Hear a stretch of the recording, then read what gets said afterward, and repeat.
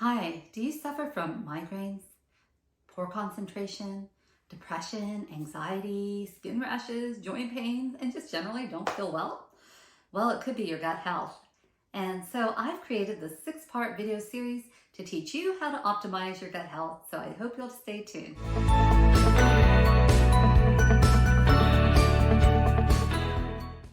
Hi, I'm Dr. Var, and I'm a board-certified family medicine physician and also certified in functional medicine. Let's get started. In this first video, we're going to talk about digestion. So where does digestion start? It starts in the mouth with your choppers. So it is very important that you chew your food very well. And sometimes we forget this. I know many times I have been hungry and in a hurry and I just scarf my food down. But it's really important to chew your food because you're taking these larger food substances and breaking it down into smaller components so that the rest of your body doesn't have to work so hard to digest your food.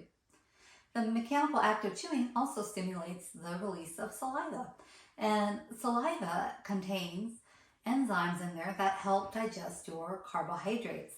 So it's really important that you make sure you chew your food well.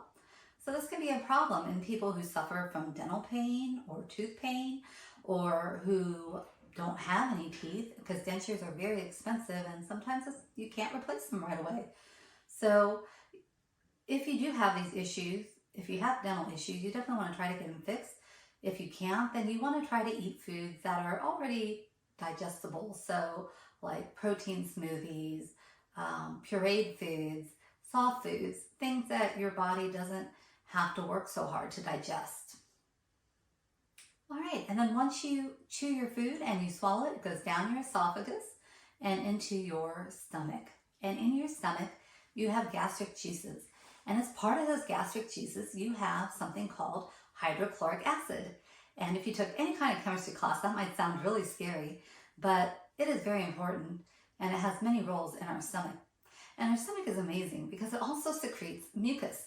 And this mucus acts as a lining around our stomach, so the acid inside the stomach doesn't eat through your stomach wall. That's pretty amazing.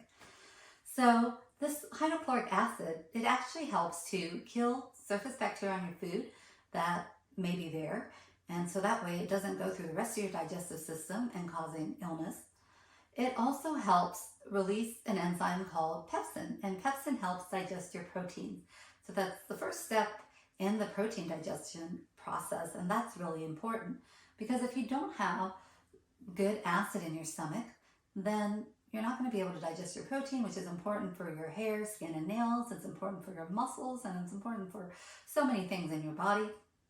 The hydrochloric acid also triggers intrinsic factor to be made. An intrinsic factor is a protein that binds vitamin B12. And vitamin B12 is important for preventing headaches, dizziness. It helps nerve endings be stronger. So if you have numbness and tingling, one of those things that can cause that is B12 deficiency. So the intrinsic factor binds the B12 and it protects it in the stomach, and so that it allows it to travel through the rest of your digestive system where it can be absorbed. So what kinds of things can cause low acid in your stomach? Well, the acid reducers, of course, if you're doing them long term. Now, certainly, if you have true acid reflux and you are making too much acid production, it is important that you stay on the medicines because you don't want to have acid going up into your esophagus and basically eroding your esophagus and causing an ulcer, which can bleed. But there are a lot of people who take these medicines for years, and I've been guilty of overprescribing them, and sometimes I still do because it's so hard to get people off of them without having rebound symptoms. But chronic use of these medicines can cause low acid in the stomach and actually cause some problems with protein digestion and cause you to feel bloated after you eat protein. So it is important to try to use these medicines in the shortest amount of time as possible. And then if you have a flare, you can use them again for a short amount of time. But to use them long term, sometimes that can not be the best thing. But always talk to your doctor. Don't just stop your medicine, of course. And then other things that can cause low acid is just stress, especially if it's chronic stress. Acute stress might bump up the acid, but if you're stressed over a long period of time, you may actually have lower acid, infections, and just a whole bunch bunch of other things can cause low acid. So it is something that you always want to be aware of. So once your food leaves the stomach, it goes into the small intestine.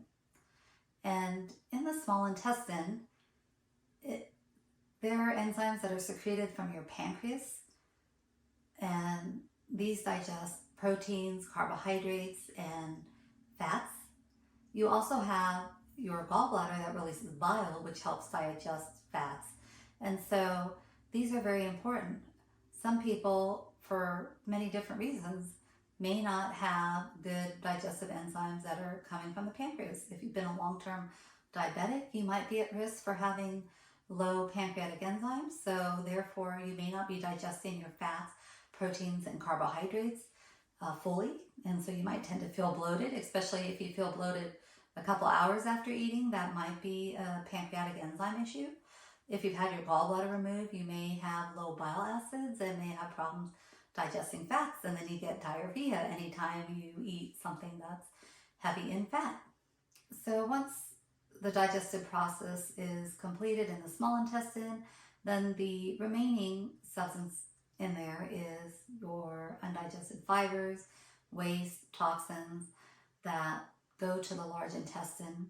And out of this, further electrolytes and water is reabsorbed into the bloodstream.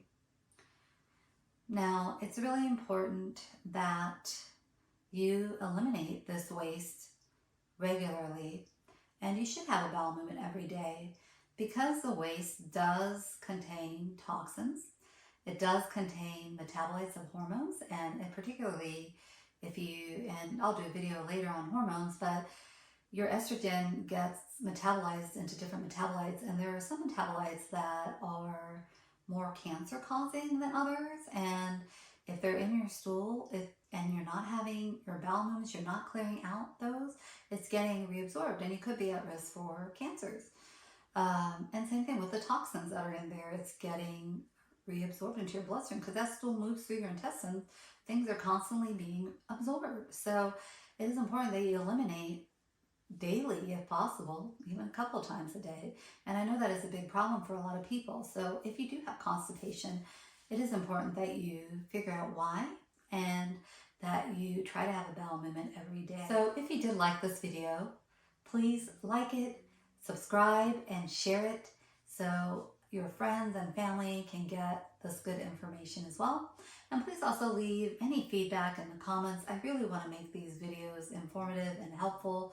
So anything that I can do to make it better, or any topics you want to hear about, please leave that in the comments and I will do my best to improve and also to cover anything that you may want to hear about. All right, take care and have a great day. Bye.